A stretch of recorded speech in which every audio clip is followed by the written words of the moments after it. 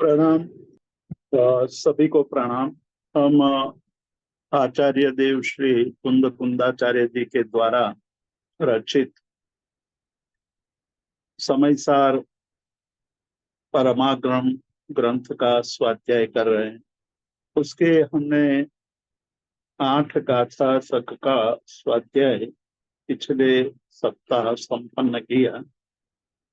जो 8वीं गाथा अभी प्रारंभ में ही वायुश्री ने दर्शाया, तदनुसार जहन अभी सक्कम अणज्जो अणज्ज भाषम वीणा उगाहे तह व्यवहारेण वीणा परमत्थु वएस अणम असक्तम। अर्थात किसी अनार्य को हमें समझाना है तो उसको अनार्य भाषा में ही समझाना पड़ता है, और उसको यदि हम शास्त्रीय भाषा में समझाने की कोशिश करेंगे तो वो समझ नहीं पाएगा। तो उसी प्रकार व्यवहार के बिना परमार्थ का उपदेश शक्य नहीं है। परमार्थ का हम उपदेश दे नहीं सकते। उसका विस्तार से विवेचन किया था। आज हम आगे चलेंगे गाथा नंबर 9 और गाथा नंबर 10 के विषय में। हालांकि पिछले सप्ताह हमने इन दोनों गाथाओं का शाब्दिक अर्थ किया था, किंतु आज हम पुनः उसको देखेंगे। जोई स्वेण अधिगच्छई अपाणम नीणम तु केवलम शुद्धम तम सूय केवली मीसिनो बनंति लोयपैव यरा। जो सुयनानम सब्बम जानई सुय केवलिम तम आहु जिना नाणम अप्पा सवम जमहा सुय केवली तमहा। जो ही मतलब जो फिर से मैं बोलता हूँ, जो ही स्वेण अधिगच्छई अपाणम ईणम तु केवलम शुद्धम तम सूय केवलीम इसिणो भणंति लोयपय्य वरा। जो सुयनाणम सप्पम जानई सुय केवलिम तम आहु जिना नाणम अप्पा सप्पम जमहा सुय केवली तमहा। उसका अर्थ देखेंगे हम पहले, उसके बाद विस्तार से चिंतन करेंगे। जो श्रुत ज्ञान से यानी श्रुत से निश्चय करके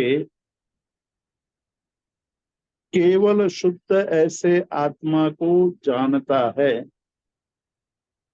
उसको लोग यानी कि लोक पैव यरा प्रदीप करने वाले, लोक को प्रकाशित करने वाले ऋषि, उनको श्रुत केवली कहते हैं।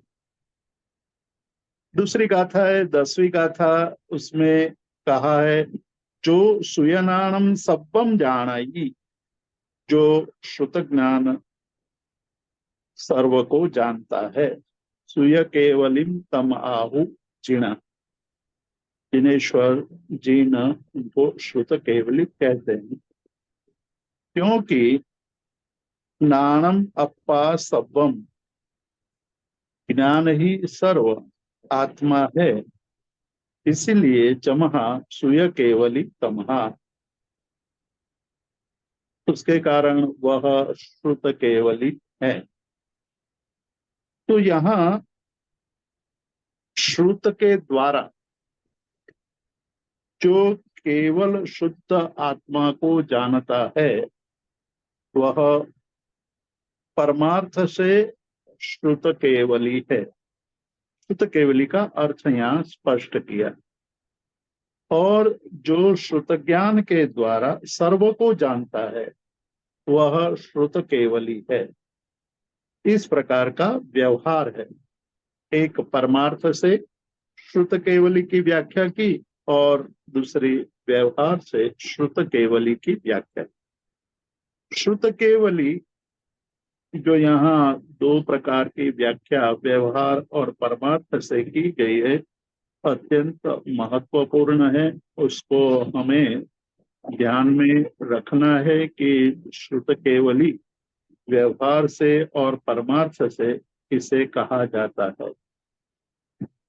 तो यह श्रुतेन केवलम शुद्धम आत्मानं जानाति स श्रुत केवली तावत परमार्थो, अर्थात जो श्रुत के द्वारा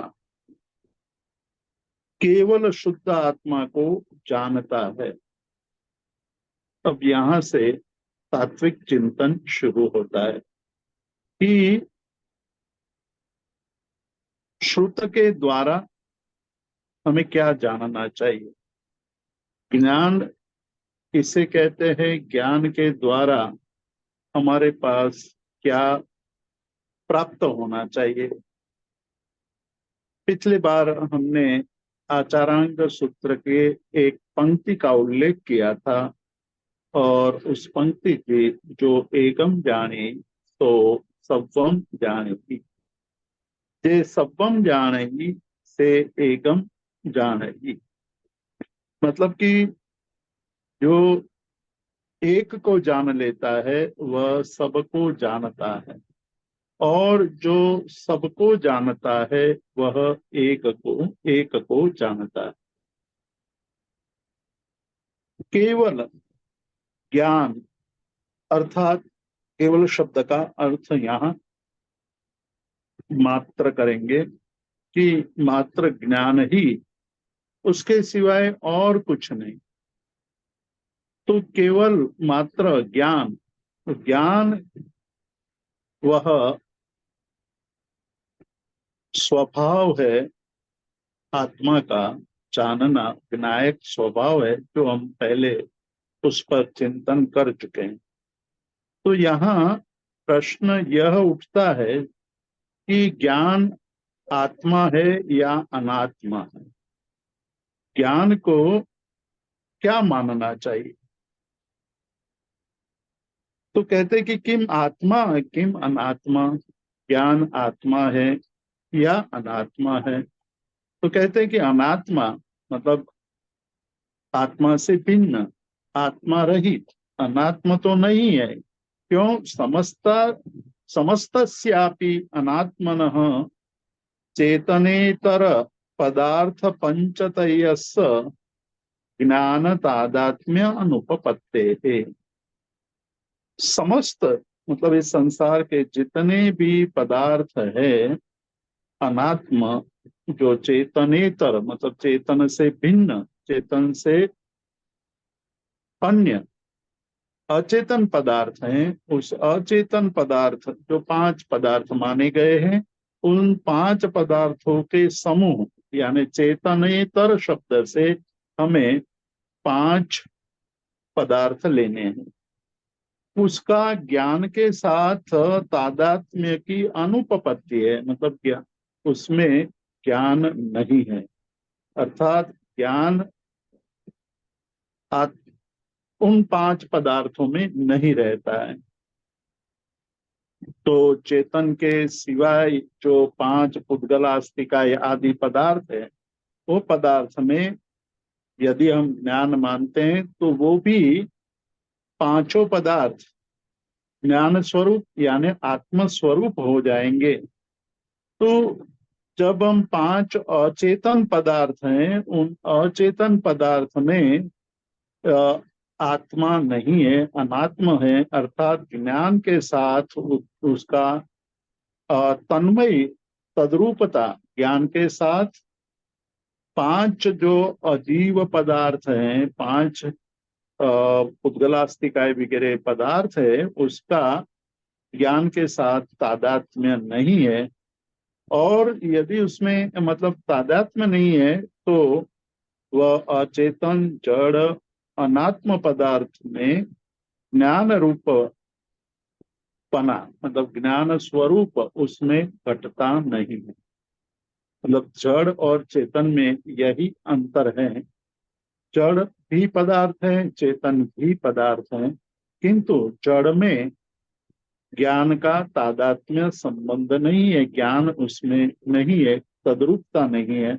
इसलिए ये अ, जड़ पदार्थ में, अनात्म पदार्थों में ज्ञान रूपता घटती नहीं है।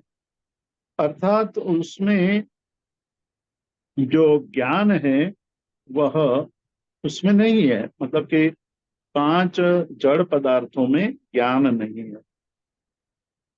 तो ज्ञान कहाँ है? तो ज्ञान केवल मात्र आत्मा में ही है, और उसके सिवाय अन्यत्र ज्ञान नहीं है। अतः श्रुत ज्ञानमपि आत्मेव स्यात्। अब देखिए यहाँ अमृतचंद्राचार्य जो संगति बिठा रहे हैं, बहुत ही महत्वपूर्ण संगति बिठा रहे हैं कि जो श्रुत ज्ञान है वह केवल आत्मा में है। आत, और जो अन्य पदार्थ हैं उसमें श्रुत ज्ञान संभवता नहीं है। यानी कि जो अन्य पदार्थ, अनात्म रूपी जो पदार्थ हैं उसमें, मतलब चेतनेतर पांच जो पदार्थ हैं उसमें ज्ञान की तादात्म्य की अनुपपत्ति होने के कारण केवल मात्र आत्मा में ही ज्ञान संभवता है।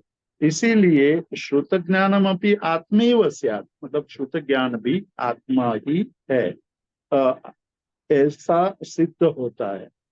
यह आत्मानं जानाति स श्रुत केवलम इति आयाति।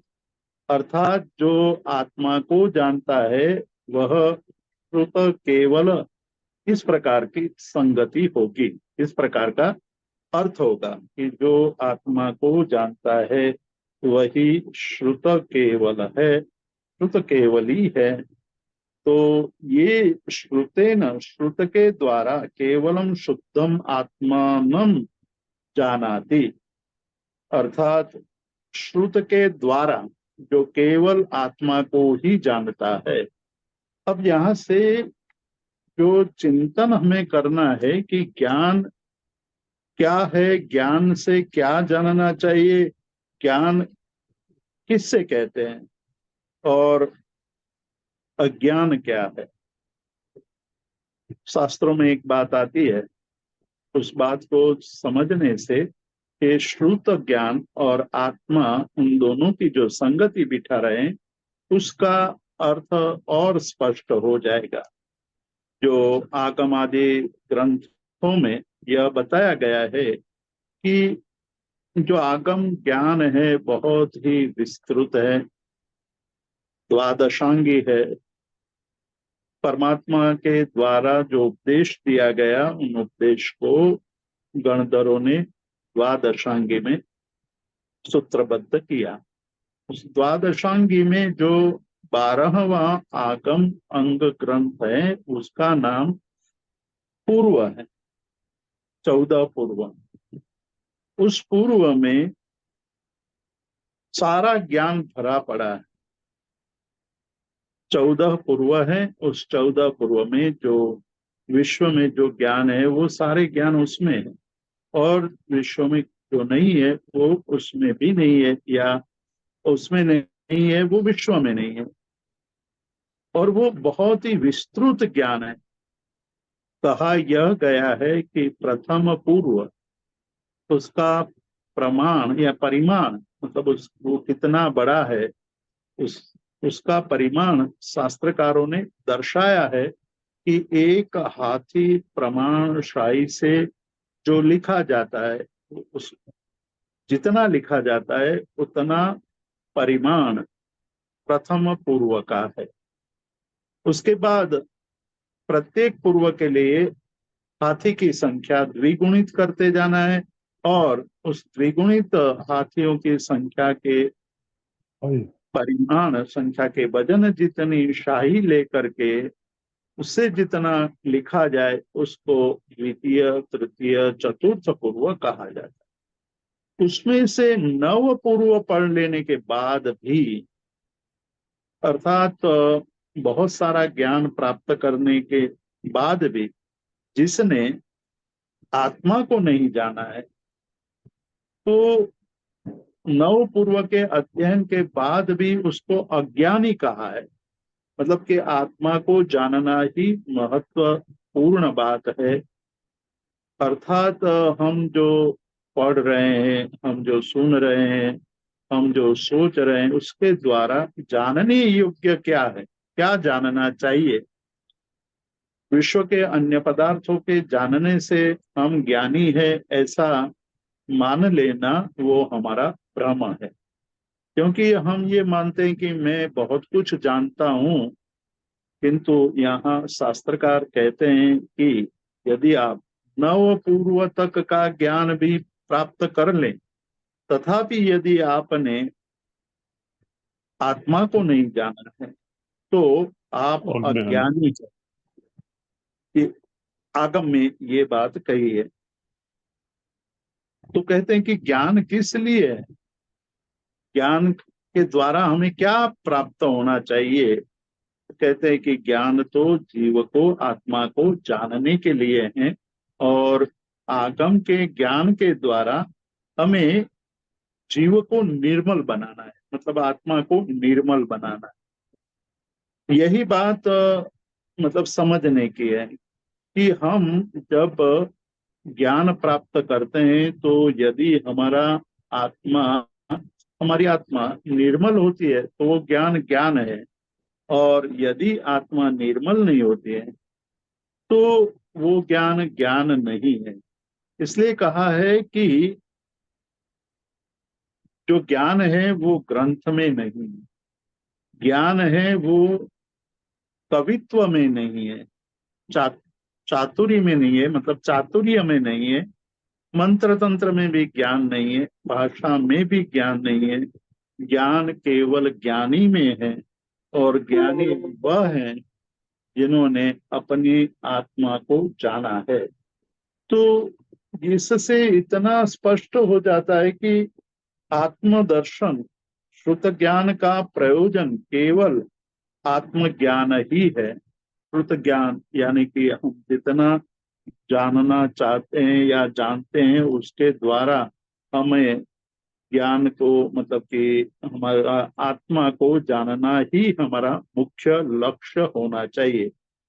तो संक्षेप में हम इस बात को समझने की कोशिश करें तो यह निष्पन्न होता है कि यदि किसी ने नव पूर्व तक का ज्ञान प्राप्त कर लिया हो, तो भी यदि जीव ने आत्म तत्व को नहीं जाना है, उसकी सिद्धि नहीं की है, तो वह विमुख दशा में है।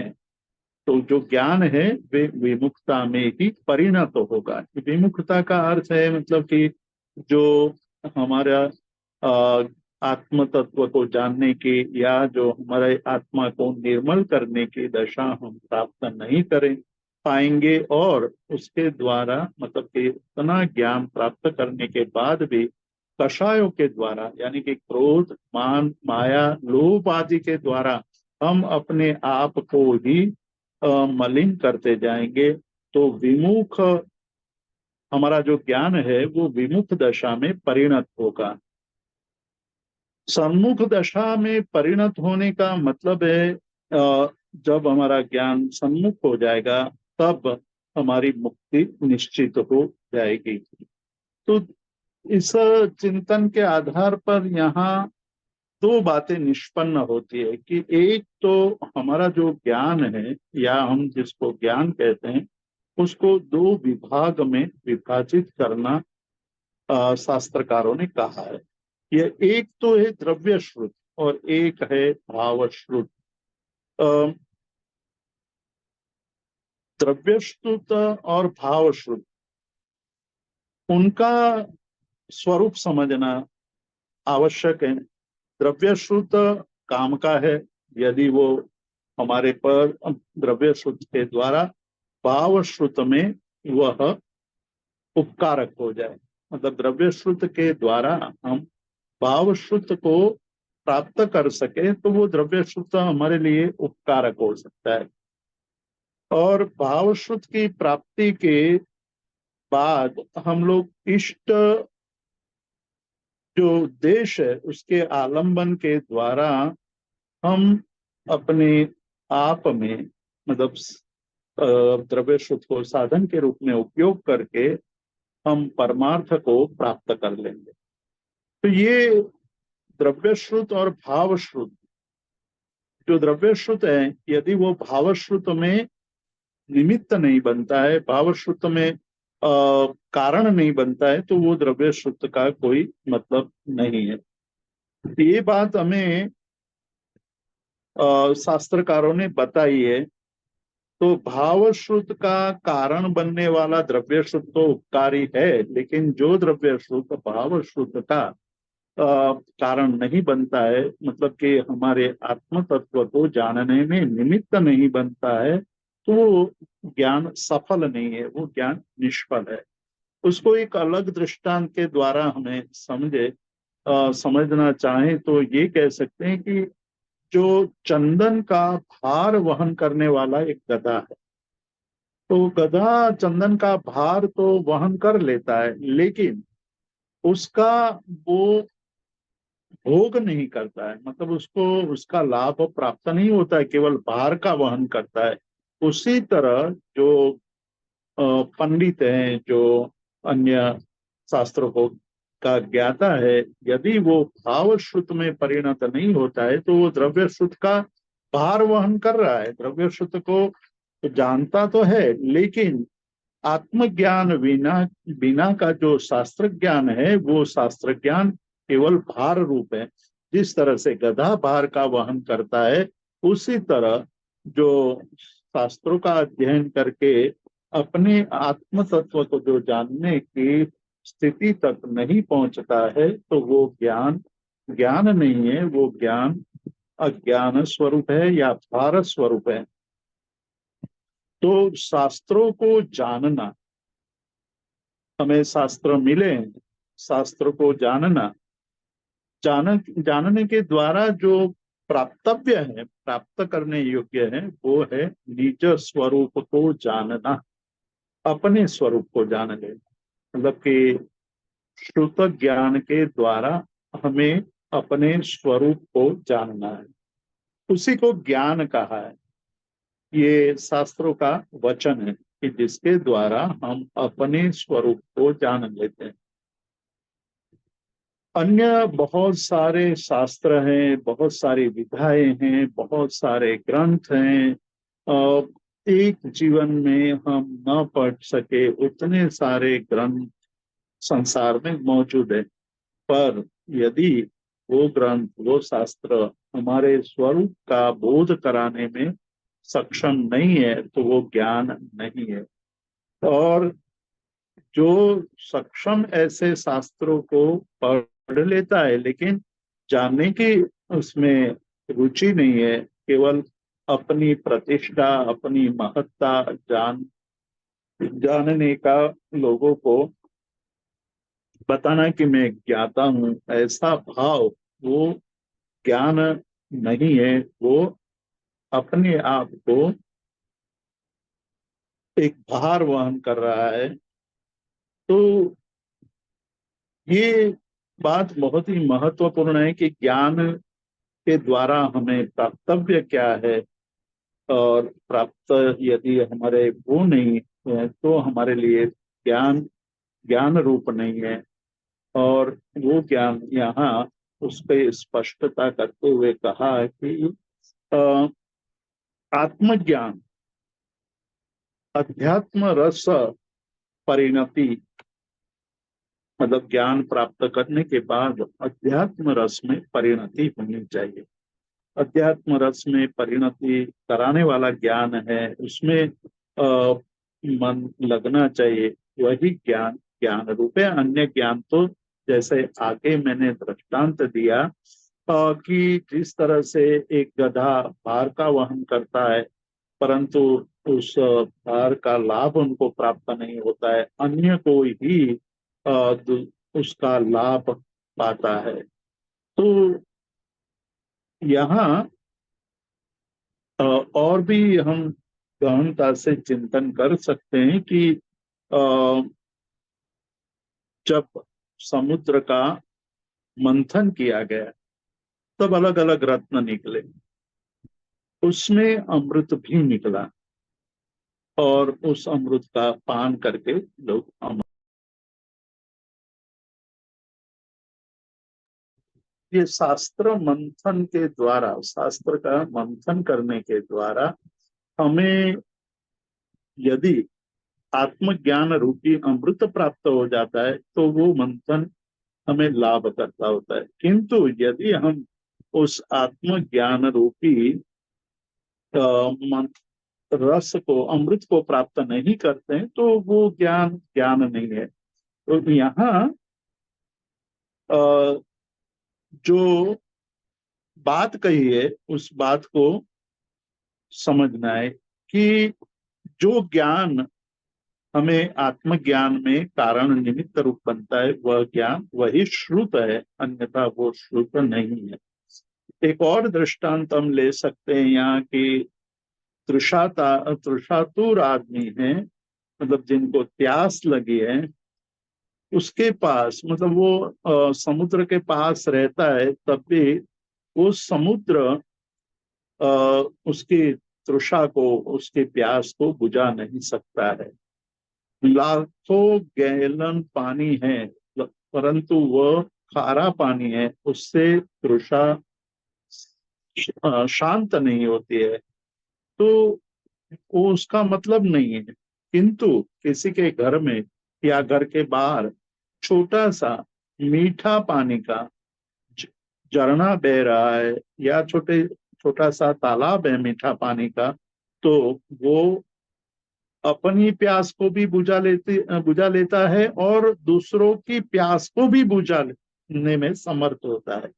तो ज्ञान की दृष्टि से देखा जाए तो अंदर का जो एक आत्मज्ञान का अ, एक तृषा है, उसको जो ज्ञान उस तृषा को शमन करने में समर्थ है, वह ज्ञान है, वो मीठा पानी की तरह है। वो ज्ञान खुद की प्यास को भी शांत करते हैं और दूसरे की तृषा को भी शांत कर देती है। तो यहाँ जो कहते हैं कि अ, इतनी बातें पूर्व भूमिका के रूप में समझ लेने के बाद अब ये इस गाथा का अर्थ हम जब करेंगे, इन दोनों गाथा का, तो आपको ये स्पष्ट हो जाएगा कि कुंद कुंदाचार्य जी किस तरह से श्रुत ज्ञान या श्रुत केवली, उस श्रुत केवली के दो विभाग, एक निश्चय नहीं से श्रुत केवली, एक व्यवहार नहीं से, यानी कि एक व्यवहार से श्रुत केवली, एक परमार्थ से श्रुत केवली। तो पहले तो ज्ञान वह है जो आत्मा को जानने में निमित्त बनता है। तो यहाँ कहा कि यह श्रुतेन केवलम शुद्धम आत्मानम जानाति, जो श्रुत के द्वारा, मतलब ज्ञान के द्वारा केवल शुद्ध आत्मा को जानता है वह श्रुत केवली है, यह परमार्थ है। तो प्रथम अर्थ किया श्रुत केवली का कि जो श्रुत के द्वारा, ज्ञान के द्वारा केवल शुद्ध आत्मा को जानता है वह श्रुत केवली है। और दूसरा अर्थ किया कि यह श्रुत ज्ञानम सर्वम जानाति सश्रुत केवली इति व्यवहार। तो एक अर्थ परमार्थ रूप में किया और दूसरा व्यवहार से कर रहे हैं कि जो शुद्ध ज्ञान सर्व को जानता है, मतलब एक जगत के सभी पदार्थों को जानता है श्रुत ज्ञान के द्वारा, वह भी श्रुत केवली है, किंतु वो व्यवहार से श्रुत केवली है, ऐसा कहा गया है, व्यवहार ऐसा कहता है। तो अब उसका विस्तार थोड़ा करते हैं जो अमृत चंद्राचार्य जी ने टीका में किया है कि तद अत्र सर्वमेव तावत् ज्ञानम निरूप्यमाणम किम आत्मा किम अनात्मा। अब जो यहाँ आप निरूपण कर रहे हैं ज्ञान का, वो ज्ञान आत्मा स्वरूप है, यानी वो आत्मा है या अनात्मा है। मतलब कि जिसका निरूपण करने जा रहे हैं वो ज्ञान क्या आत्मा है या अनात्मा है, यानी कि जड़ है या चेतन है। तो कहते हैं कि वो जड़ तो नहीं है, ज्ञान जो जड़ नहीं है, क्योंकि अनात्म यानी कि जड़ जितने भी पदार्थ है इस संसार में, जितने जड़ पदार्थ हैं, उन समस्त पदार्थों में आ, उसको संक्षेप में हम कहते हैं कि पांच जो उत्तलास्तिकाय वगैरह जो पांच पदार्थ हैं, उसमें अ, ज्ञान का तादात्म्य नहीं है, ज्ञान उसमें नहीं है। और ज्ञान की तादात्म्य की अनुपपत्ति होने से, मतलब उसमें तादात्म्य संबंध से ज्ञान नहीं रहता है, इसलिए। और उसके सिवाय अब बचता है चेतन। चेतन तत्व पांच में तो ज्ञान नहीं है, पांच जड़ पदार्थ हैं, और जड़ में पदार्थ में ज्ञान का तादात्म्य नहीं है। यदि जड़ में भी ज्ञान का तादात्म्य मान ले तो वो जड़ जड़ नहीं रहेगा, चेतन हो जाएगा। इसलिए यहाँ कहते हैं कि जो पदार्थ पंच तय है उसमें ज्ञान की तादात्म्य की अनुपपत्ति है, मतलब कि उसमें अघटमानता है। किंतु अब दूसरी दृष्टि से उसका चिंतन किया जाए तो उसके सिवाय बचा है अब आत्मा, तो आत्मा में ज्ञान रहता है। तो श्रुत ज्ञान ही आत्मा है, मतलब कि ज्ञान ही आत्मा है, यह निष्पन्न होता है। पहले तो जो पांच पदार्थ हैं पंचतय, जो पांच का समूह है, जड़ पदार्थ हैं, उस जड़ पदार्थ में ज्ञान संभवता नहीं है। और जड़ के जो पांच जड़ पदार्थ को छोड़कर अब छठा पदार्थ जो बचा है, उस पदार्थ में ज्ञान है। तो ज्ञान और छठा जो चेतन पदार्थ है उसकी तादात्म्यता हो गई, मतलब उसके एक रूपता हो गई। तो वो ये हुआ कि श्रुत ज्ञान ही आत्मा है, आत्मा और श्रुत ज्ञान में अंतर नहीं। इस प्रकार से जो आत्मा को जानता है, मतलब कि श्रुत ज्ञान के द्वारा जो आत्मा को जानता है वह श्रुत केवली है, ये परमार्थ से बात हुई। और ज्ञान और ज्ञानी का भेद, उसकी व्यपदेशता, उसका व्यवहार कि यह श्रुत केवली है, इस प्रकार का व्यवहार भी परमार्थ रूप से प्रतिपादित होता है। तो इससे अतिरिक्त कुछ नहीं है।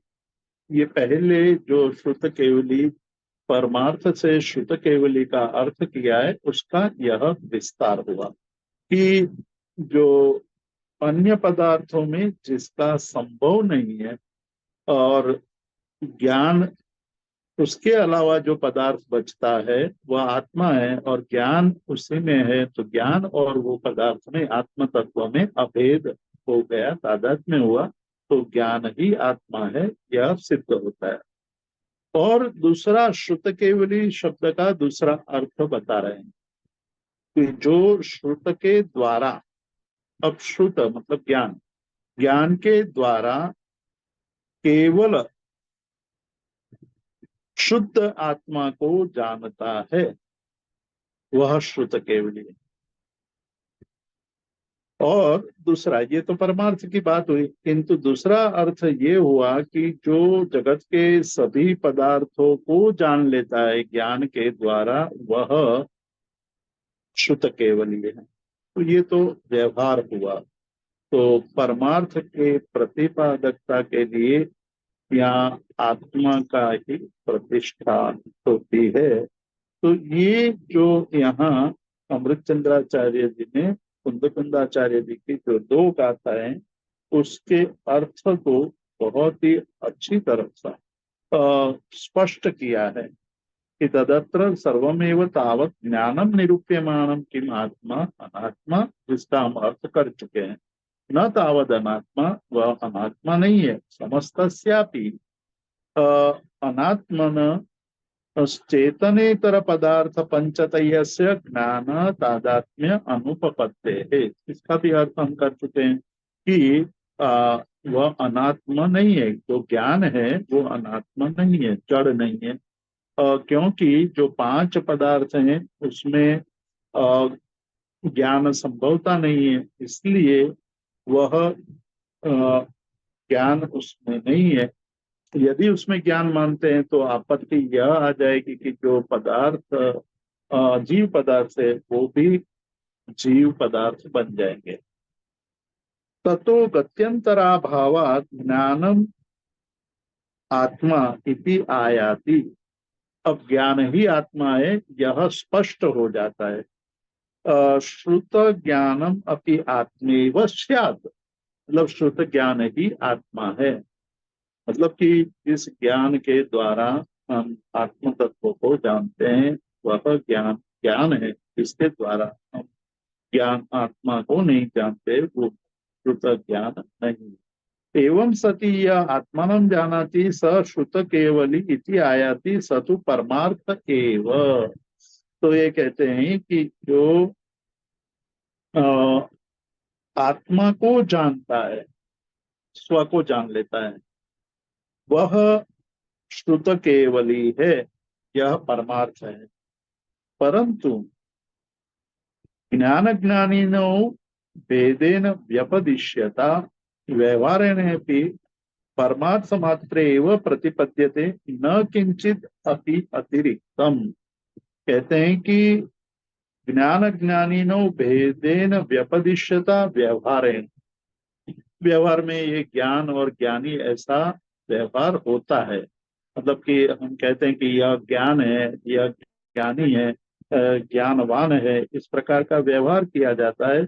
वह परमार्थ मात्र का प्रतिपादन करने के लिए, परमार्थ मात्र का प्रतिपादन करने के लिए है, किंचित भी अतिरिक्त नहीं है। मतलब ज्ञान और ज्ञानी एक ही बात है, उसमें भिन्नता नहीं है। अथ यह श्रुतेन केवलम शुद्धम आत्मानं जानाति स शुद्ध केवली। शुद्ध केवली की बात बहुत ही यहाँ स्पष्ट कर रहे हैं कि जो श्रुतेन ज्ञान के द्वारा केवल शुद्धम आत्मानं जानाति, मात्र शुद्ध आत्मा को जानता है, वही शुद्ध केवली है।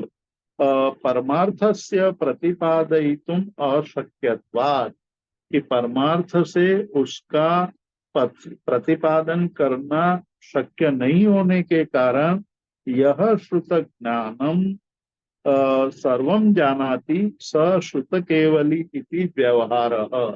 परमार्थ से मतलब श्रुत ज्ञान से जो सर्व को जानता है, तभी इस जगत में जितने पदार्थ हैं श्रुत के द्वारा, अपने ज्ञान के द्वारा सभी पदार्थ को जान लेता है। हमने एक शुरुआत में पूर्व की बात कही, पूर्व का ज्ञान प्राप्त करते करते करते सब कुछ जान ले, किंतु वो आत्मा को नहीं जानते हैं, तो वो श्रुत केवली नहीं है। क्योंकि सभी को जानना है, सर्वम जानाति, सबको जान लेना, वही श्रुत केवली है, ऐसा व्यवहार है। परमार्थ प्रतिपादकत्वेन आत्मानं प्रतिष्ठापयति, परमार्थ की प्रतिपादकता के द्वारा आत्मा का ही प्रतिष्ठापन करते हैं। तो इस प्रकार से यहाँ जो व्यवहार भी वो परमार्थ का प्रतिपादक है, यह स्पष्ट कर दिया। तो यहाँ शुद्ध केवली का दृष्टांत दे करके व्यवहार परमार्थ प्रतिपादक होने के कारण आत्मा की ही प्रतिष्ठा करता है। और उसके पर से यह रहस्य फलित होता है। सारांश यह है कि जो अपने आत्मा को केवल शुद्ध आत्म स्वरूप को जाना, वो सर्व को जान लेता है। मतलब कि जब तक उसने अपने आप को नहीं जाना है, आत्म स्वरूप को नहीं जाना है, आत्म स्वरूप का बोध नहीं हुआ है, तो इस संसार का सभी पदार्थों का ज्ञान भी व्यर्थ है। बेकार है। यानी कि निज स्वरूप का बोध होना अत्यंत आवश्यक है। जो निज स्वरूप को जान लेता है वो सबको जान लेता है, संसार के सभी पदार्थों का उनको बोध हो जाता है।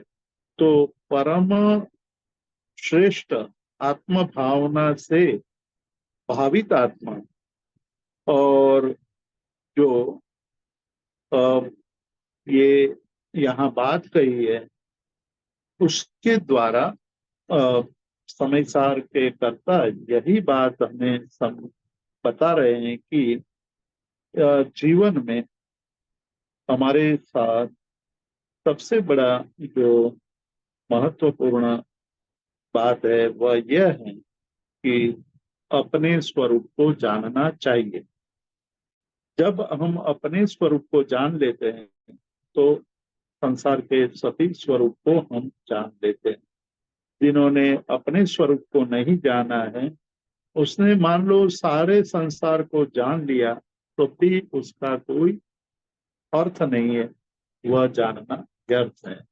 तो इस प्रकार से इन दो गाथाओं में हमें ये बात कही। अब हम 11वीं गाथा जो अत्यंत महत्वपूर्ण गाथा है उसका कुछ चिंतन करेंगे। हालांकि उसका विस्तार से हम अर्थ अगले स्वाध्याय में करेंगे, लेकिन आज हम भूमिका के रूप में 11वीं गाथा का पाठ करेंगे, उसका शाब्दिक अर्थ करेंगे, उसके बाद उसका चिंतन करेंगे।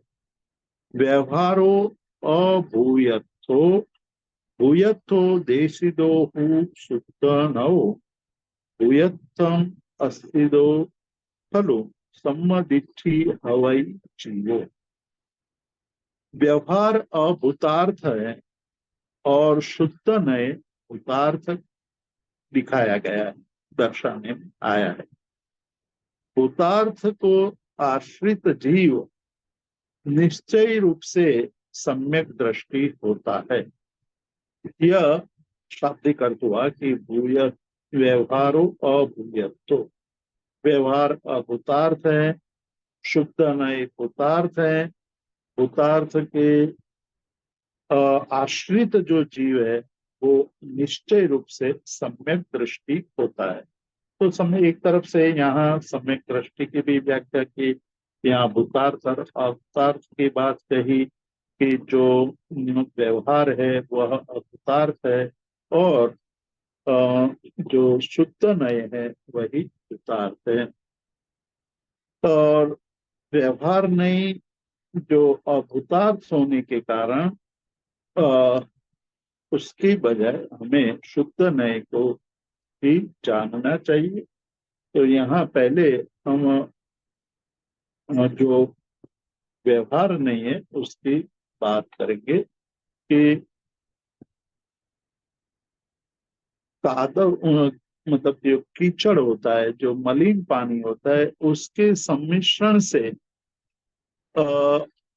जो उनका जो सहज स्वरूप है, पानी का जो सहज स्वरूप है वो तिरोहित हो जाता है। मतलब कि जल का स्वभाव तो निर्मल है, स्वच्छ है और पारदर्शिता है, किंतु उसमें जब कुछ कीचड़ का सम्मिश्रण किया जाता है, उसमें कीचड़ मिल जाता है तो उसका जो स्वच्छ भाव है, स्वच्छ पना है, वो तिरोहित हो जाता है, वो छिप जाता है। तो जो पंख और जल यानी कि कादव कीचड़ और जल, उनका भेद नहीं कर पाते, उसका इनका विवेक नहीं, आ, वह अनच्छ मतलब कि मलिनता का ही अनुभव करता है। आ, ऐसे जीव के लिए यहाँ कहते हैं कि जब वो अपने द्वारा अ, उनके अंदर जब कतक चूर्ण डाल दिया जाता है, फिटकरी डालते हैं, तो उसके द्वारा जो अंदर मलिनता है वो मलिनता नीचे बैठ जाती है और उसका जो पानी, शुद्ध पानी है, वो ऊपर आ जाता है। तो उसी तरह वर्तमान में जो जीव है वो एक मलिनता के कारण अभी मलिन अनुभव कर रहा है, किंतु उसमें भावों की स्वच्छता के द्वारा, यदि कतक चूर्ण के द्वारा उसकी जो मलिनता है वो दूर हो जाती है, तब वो अ, उसमें एक स्वच्छ शुद्धता का अनुभव करने लगता है। अब यहाँ परमार्थ की दृष्टि से सोचा जाए तो प्रबल कर्म के जो सम्मिलन से, उसके अंदर सम्मिश्रण हो जाने के कारण जो आत्मा का सहज ज्ञायक स्वभाव है वो तिरोहित हो जाता है। जिस तरह से पानी में गंदा या गंदगी पड़ने से, गंदगी मिश्रित हो जाने से पानी का जो शुद्ध स्वभाव है, निर्मलता है, वो तिरोहित हो जाती है। उसी तरह आत्मा पर कर्म का सम्मिश्रण हो जाने के कारण उसका जो ज्ञायक भाव है, आत्मा का ज्ञायक भाव है, वो तिरोहित हो जाता है। तो जो तिरोहित हो गया है, आत्मा का शुद्ध स्वभाव तिरोहित हो गया है, वैसी आत्माएं क्या होता है, तो कहते हैं कि विमोहित होते हैं। मतलब उसके मन में, उसके हृदय में भिन्न भिन्न प्रकार के विचार उत्पन्न होता है। तो उसके कारण आत्मा और कर्म दोनों की भिन्नता का विवेक उनके पास होता है। तो वह जो उनकी स्थिति है, उसके अंदर यदि भाव रूपी औषधि या कतक चूर्ण डलता है, उसमें डाला जाता है, तब वो उसका जो शुद्ध स्वरूप है वो उसको ज्ञात होने लगता है, यानी कि न्यायिक स्वभाव उसको स्पष्ट होने लगता है। और वो ये समझने लगता है कि मेरा जो मूल स्वरूप है वो तो विनायक स्वभाव ही है। जब वो कतक चूर्ण भाव के द्वारा और शास्त्र के द्वारा, श्रुत के द्वारा उनको अलग कर देता है, तो उनको अपना नायक स्वभाव स्पष्ट होने लगता है। तो ये जो अनुभव है, वो अनुभव उसका स्वरूप जो है वह भूतार्थ को आश्रित करके है। और जो इसको आश्रित करता है वही सम्यक दृष्टि है, वही जगत के पदार्थों को सम्यक रूप से देखता है। मतलब कि कर्म से मिश्रित आत्मा में जब वो भाव विश्व का जो दर्शन करता है और भूतार्थदर्शी है, वही सम्यक दृष्टि है। और वो है निर्मलता। निर्मल स्वरूप का बोध होता है, तो उसको सभी कुछ निर्मल जो पदार्थ स्वरूप है वो दिखाई देता है। तो आत्मदर्शी होने के लिए यहाँ जो बातें कही है उसका विस्तार हम अगले स्वाध्याय में करेंगे। आज किसी को कोई प्रश्न हो तो प्रश्न पर पूरा चिंतन करेंगे, उसके बाद हम आज के स्वाध्याय को विराम देंगे। प्रणाम जीतू भाई। भूतार्थ का अर्थ क्या होता है? शुद्ध नहीं भूतार्थ है, मतलब क्या? सही है। सही है। Okay, thank you. उसका अर्थ हम विस्तार करेंगे अगले स्वाध्याय में। अच्छा, थैंक यू। रिद्धि जी, आप अपना प्रश्न पूछिए। પ્રણામ જીતુભાઈ, વિમુખ દશા અને સન્મુખ દશા એનું જરાક સમજાવશો? એટલે આત્મ સન્મુખ દશા અને આત્માથી અલગ અનાત્મ તરફની દશા તે વિમુખ દશા, અને આત્મા તરફની દશા એ સન્મુખ દશા. Thank you. हेलो, जय जिनेन्द्र जीतू भाई। शिव तो केवल मोक्षे जाए के हाँ मोक्ष जाए। મોક્ષે જાય. Thank you. પ્રણામ સાહેબ. हाँ जी बोलो। સાહેબ, જ્યારે આપણે ધ્યાનથી એક આલંબન લઈએ અને આલંબનથી જ તમે સતત એવા ભાવ કરી શકો, પણ જ્યારે ધ્યાન તૂટે અને સંસારમાં ફરી આવીએ ને ત્યારે ઘણીવાર જોઈ શકીએ છે કે આ કશાયો આવે છે, પણ કોઈ એવી દશા આવે ને રોકી નથી શકાતા.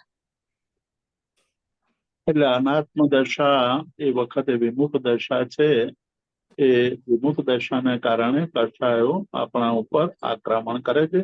અને જે આજે કહું, आज जो हमने कहा कि जिस तरह से मलिनता से पानी भी मलिन हो जाता है, उसकी जो शुद्धि होती है वो तिरोहित हो जाती है, उसी तरह जब कर्म का सम्मिश्रण हो जाता है तब आत्मा की जो शुद्ध दशा है वो विमुख हो जाती है, मतलब तिरोहित हो जाती है। वहाँ वो तिरोहित हो जाने के कारण हम अपने आप को जान नहीं सकते हैं और वहाँ कर्म हमारे पर हावी हो जाता है। આભાર સાહેબ. जी। और इस प्रकार से हमारा ये प्रश्नों का क्रम है वो भी समाप्त हुआ, सभी के प्रश्न कंप्लीट हो गए हैं। तो मैं इस जो कक्षा में आज हमने देखा, जो हमारी 9वीं और 10वीं गाथा चली, उसके अंतर्गत हमने बहुत ही अच्छे तरीके से जो परमार्थ और व्यवहार ने है उसके संबंध में समझ लिया, और जो श्रुत केवली है वो दो तरीके से बताए गए। उनके बारे में हमने देखा कि एक जो श्रुत केवली जो स्वयं को जानता है वो सबको जानता है, और जो सबको जानता है वो स्वयं को जानता है। लेकिन हमें अगर हम स्वयं को जान लेंगे तो ऑटोमेटिक सारा जगत हमें जानने में आ जाएगा। तो वह परमार्थ से शुद्ध केवली है, और जो सबको जान करके अपनी आत्मा को जानना है वो व्यवहार से शुद्ध केवली बताया था। कि हमने दोनों गाथाओं के अंतर्गत देखा, और भूतार्थ और अभूतार्थ की जो बात चली वो हम आगे की कक्षा में फिर से जीतू भाई जी के माध्यम से सुनेंगे। तो आज की कक्षा को हम यहीं विराम देंगे। तो सभी को सादर जय जिनेन्द्र, सभी को बहुत धन्यवाद।